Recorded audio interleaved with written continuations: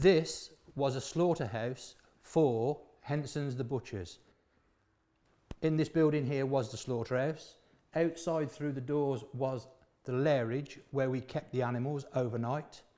Then the animals were brought across through a door in the wall here, along this wall here, to this point here, and then they were dispatched. Then they were moved across the floor to here, hoisted in to the ceiling on these rails, and they were skinned and dealt with. The slaughterman would then split the carcass down the middle with something like this, and then it would go into what we call the factory area. It would go into this room here, and this is what they call the cooling room, and it would be there overnight, ready for use, to go through into the fridge, to be cooled down and stored there for a week, ready for the butchers to use it.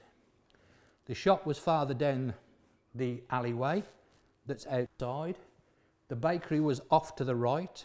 The sausage house was in the next room, where they made all the sausages, made all the sausage meat, and the bakery across the alleyway is where they made all the sausage rolls, the pork pies, and meat and potato pies, and everything for what they called the pork shop.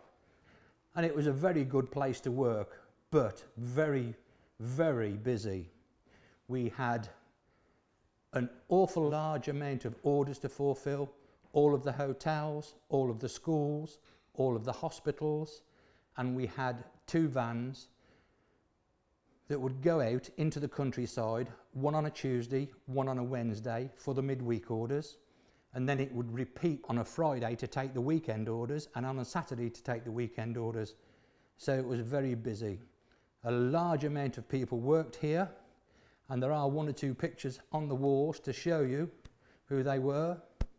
This was Ken Churchill. This one's Peter Brain. Gentleman there called Victor Van Luke. He came to England in the Second World War. He was a Belgian free fighter, and he was wounded, and he was brought over to England, and they repaired him. He recovered, and he wanted to stay in England, and he started working for Stanley Henson. I started here in 1963. My wages were £17 a week, which was quite a lot of money, but it was a lot of hours and a lot of hard work. There's me stood there. That fella there is Stan Snow, that's Nobby Clark, and that's Stan Chapman. Just some of what they called the shopmen. And these shopmen were very special people. We had 7 or 8 butchers serving the public, and the public would come and speak to their favourite butcher, and they would come to see that one every week. And if you were a new person starting in work, you would turn up the first day and you wouldn't be able to serve anybody, because the people that came to the shop would only let their regular butcher serve them until they got to know you and you knew exactly what they wanted. We worked very hard, but there was never a dull moment. It was a really nice place to work. Oh, and that reminds me of a little funny story. There was 1 little pig, 3 butchers running after it, and it ran down the yard, out into the street, up the street, and the butchers were following it. And it was the time of the Christmas decorations, and the Christmas tree was on the top of the street on the island, and this little pig was running round and round the bottom, 3 big burly butchers running round after it, until someone had the thought to stop, wait until the pig run round and we caught it.